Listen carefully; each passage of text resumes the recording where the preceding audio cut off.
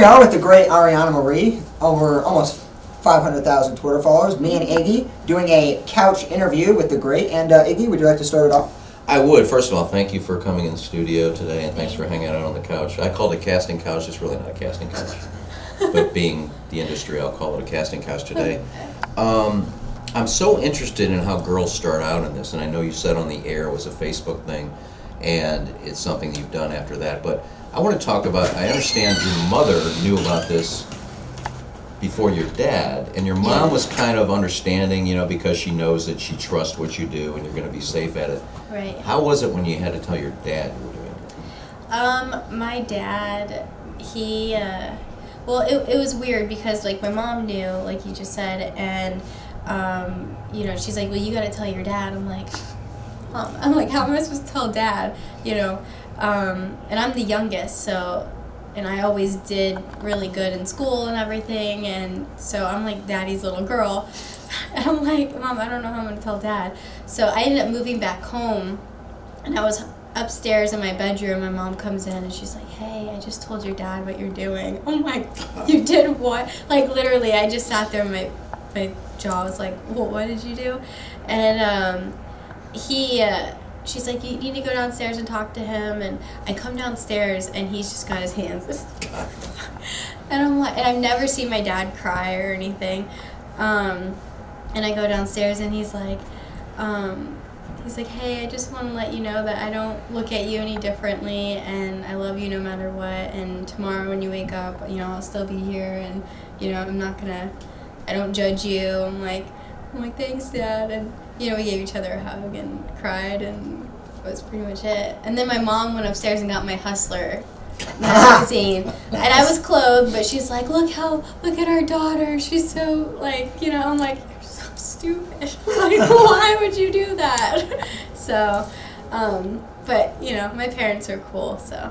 My dad's super chill, laid-back surfer dude, so I didn't really expect him to, like, you know, be, like, stomping his feet and everything, but I didn't expect him to, like, you know, he was, like, crying, and I'm like, oh, Dad. Now, do you have any advice for girls that are considering getting in the industry? Do you have any advice that maybe you wish you would have had getting into the industry?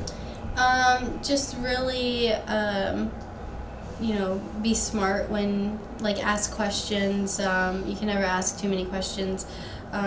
Pick a good agent. You know, ask around to different people in the industry, like, their opinions on different things. I didn't have any of that when I got in, so it was more, I kind of just had to go through the ringer of the different crap, I guess you could say. But I think ultimately that kind of made me a little bit stronger, and, you know, now I have my own agency, so the purpose behind me having an agency now is so that when girls get in the industry, that they don't have to go through all the crap of all of it. So. Now, you go to some of your earlier work when you first started out, and obviously, you know, if you go to Naughty Bookworm and She's So Small, Cherry Spot, Perf City Beauty Queens, things like that. But then you kind of turn the corner to the point where you can kind of dictate, I would like to work with this person. But I would have to say Slut Puppies, when you get to work with Jules Jordan, that had to be like, hey, I'm working with one of the best. Yeah, it was good. You know, he's one of, aside from, I think, Greg Lansky and, you know, everything that he's doing right now, Jules is obviously one of the people that you want to be shooting for. And yeah, that scene was really fun just because, you know, I had shot for him before, but, you know, his stuff's like Gonzo-y style, so I like that more because you just kind of, you know, you're sexy, and then the guy just comes in and you just do what you do. So. Now, I know you, even though you have sex for a living, you know, you still like to masturbate. And I know you do it quite a bit. Do you ever masturbate to your own stuff? Do you ever, like, put your own scene on and masturbate to yourself? Yeah. Sometimes, yeah. It's funny. I think when me and my husband first got together, like, I think we would watch like my scenes and stuff. Just I don't know. I don't know. It's just something about like watching yourself on camera having sex. It's like a big turn on. So, and it was funny because I've actually watched some of his stuff too. I've watched some of Jack's stuff too. Have you? Yeah, I know. I'm like, and it was weird because it was so weird because we got into an argument and like, I don't know, I was somewhere, not home, but I like took my phone out and I like, you know, put his name in and I started watching his stuff and then I came home and like we made up. I'm like, yeah, I just watched your porn. He's like, what? Why did you do that? I'm like, I don't know. So. Now, you said you like people touching your feet with socks on. Mm-hmm. Are there any fetishes that you have seen in the industry that kind of weird you out? You don't really understand? Would it necessarily be a furry or a, you know, people dominatrix, things like that? Or something that you just don't quite understand how people, and how it's a niche market and how people actually like that? I don't understand how guys like to get kicked in the balls. I would agree. I would definitely agree. I've kicked a guy in the balls on camera before, but I don't understand how that does anything for anybody. I mean, it seems really painful, so I don't know. But Yeah, I don't get the guys that want to be treated like dogs.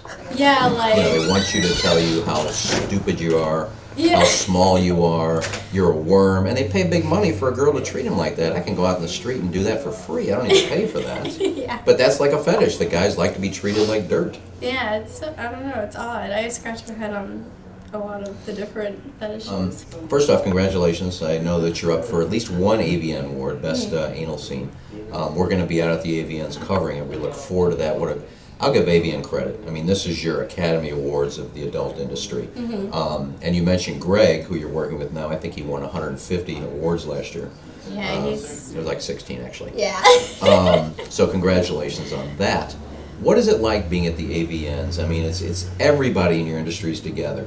Do you do any networking? Do you talk to people and say, hey, I'd love to work with you, or hey, can we get together and do this? And Yeah, that's pretty much what, you know, what we're there. Obviously, we're there to meet our fans and, you know, do our signings, and, you know, the award show is just great in general. But yeah, it is a lot of networking.